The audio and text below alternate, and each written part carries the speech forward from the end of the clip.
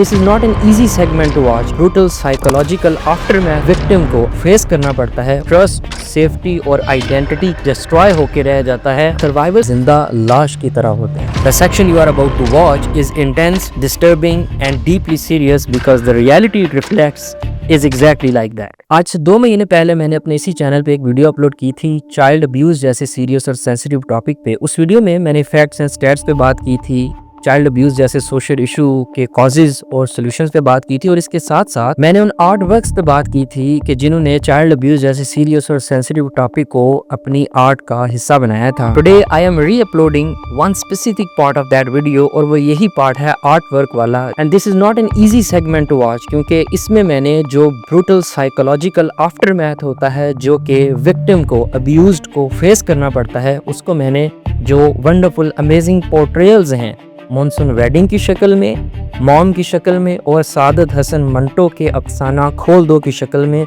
उसके साथ कनेक्ट किया है. ये जो आर्ट वर्क्स हैं ये सिर्फ आपको वायलेंस नहीं दिखाते, बल्कि आपको दिखाते हैं कि कैसे ट्रस्ट, सेफ्टी और आइडेंटिटी डिस्ट्रॉय होके रह जाता है, और जो सर्वाइवर्स होते हैं चाइल्ड अब्यूज के वो किस तरह से जिंदा होने के बावजूद अंदर से मरे हुए होते हैं, यानी वो जिंदा लाश की तरह होते हैं. The section you are about to watch is intense, disturbing and deeply serious because the reality it reflects is exactly like that. और इसके लिए पहले मैं आर्ट वर्क को मेंशन करना चाहूँगा जिसने चाइल्ड सेक्सुअल अब्यूज़ पे बात की, उसको एक्सपोज किया, जिसमें अगर आप हॉलीवुड फिल्म्स की बात करें तो Sleepers, Precious, the Tale, Mystic River, Spotlight, the Perks of Being a Wallflower, the Woodsman, ये सारी मूवीज शामिल है. अगर इंडियन सिनेमा की बात की जाए तो that girl in yellow boots, I am movie में जो 4th स्टोरी है अभिमन्यु की, कहानी 2, हाईवे, दिल्ली क्राइम, मॉम और मॉनसून वेडिंग जैसी इंपॉर्टेंट मूवीज शामिल हैं. Monsoon wedding I think was the first Indian cinema presentation जिसमें सेक्सुअल अब्यूज पे बात की गई थी. इसके बाद अगर पाकिस्तानी ड्रामास की बात करें तो उडारी, आखिरी स्टेशन की जो पहली एपिसोड है वो, और डर सी जाती है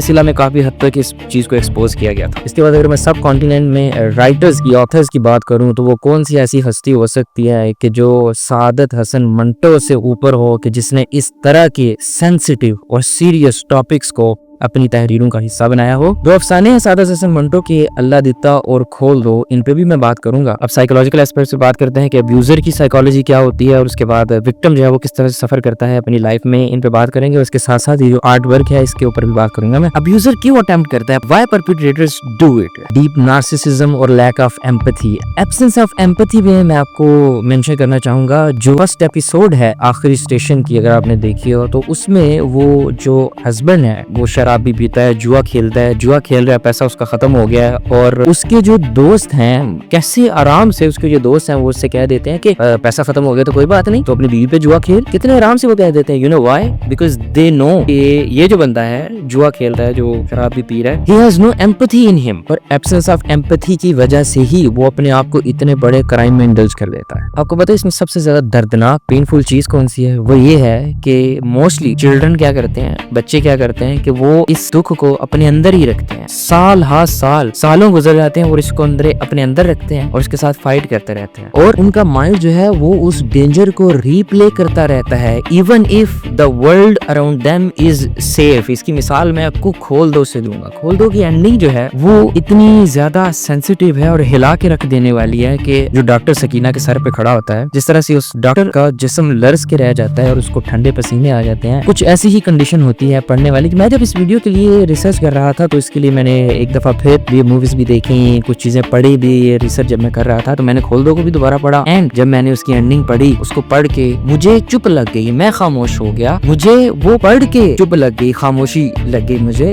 आप इमेजिन करें कि जिनके साथ ये सब होता है उनकी क्या हालत होगी. खोल दो का जो आखिरी सीन है मैं उस पर बात करना चाहता हूँ. उसमें यह है कि सकीना जो लड़की है उसका बाप सिराजुद्दीन भी उसके सर पे खड़ा है, और उसके बाद जो डॉक्टर है वो भी एक तरफ खड़ा है. She has been violated many times. Doctor जो है वो ये कहता है कि खिड़की खोल दो, खिड़की खोल दो. She is unconscious, और उस बेहोशी की हालत में भी उसके जिस्म में हरकत होती है, और उस हरकत के बाद वो जो एक्ट वो परफॉर्म करती है कि उसके कानों में सिर्फ ये आवाज पड़ी कि खोल दो, और वो जो खोलती है इसको देख के उसका बाप तो बहुत खुश होता है, मेरी बेटी जिंदा है, मेरी बेटी जिंदा है.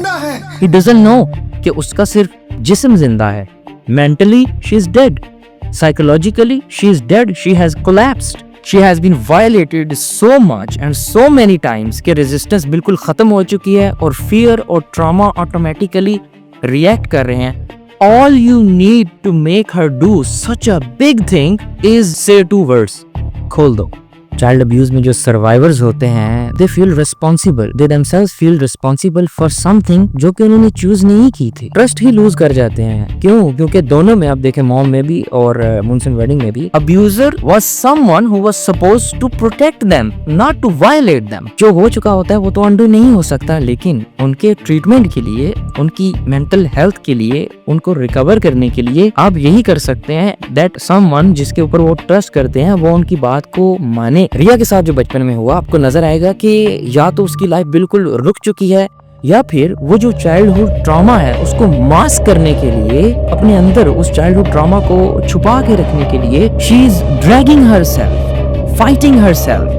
मॉम मूवी में आर्या के साथ और मुनसन वेडिंग में रिया के साथ जो हुआ उसको आप देखें कि ये जो अब्यूज है, चाइल्डहुड ट्रॉमा जो है, ये सिर्फ बॉडी को डिस्ट्रॉय नहीं करता, actually mentally they are destroyed.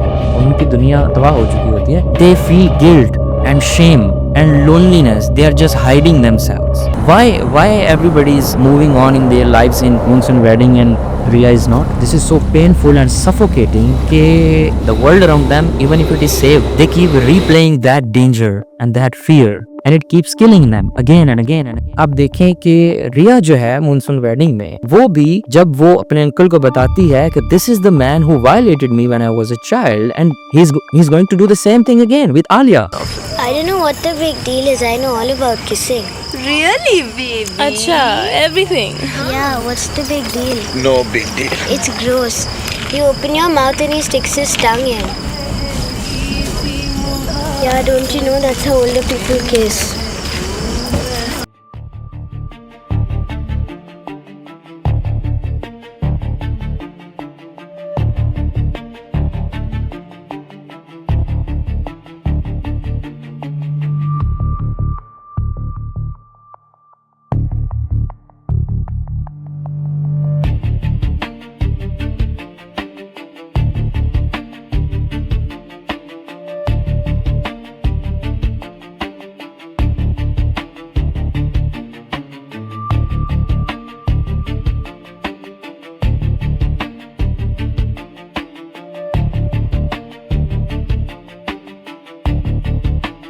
जब वो अपने अंकल को बताती है कि this is the man who violated me when I was a child and he's going to do the same thing again with Alia.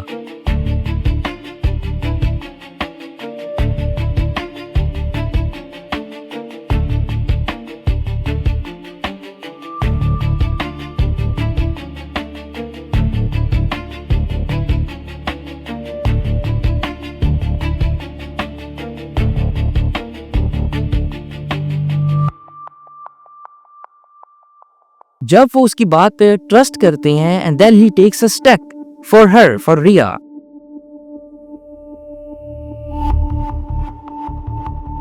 Then finally आपको वो रिया देखने को मिलेगी जो आपको पूरी मूवी में देखने को नहीं मिलेगी। उसके चेहरे पे वो जो मुस्कुराहट है, उसकी जो खुशी है, you will never see that happiness before.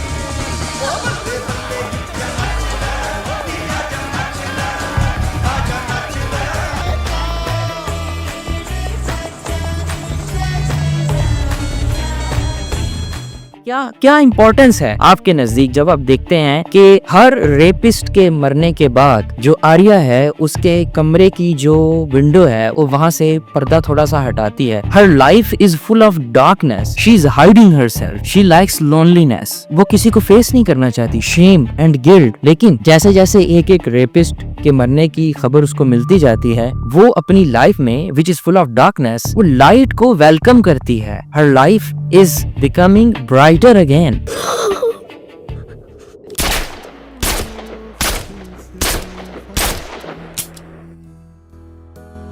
Oh, so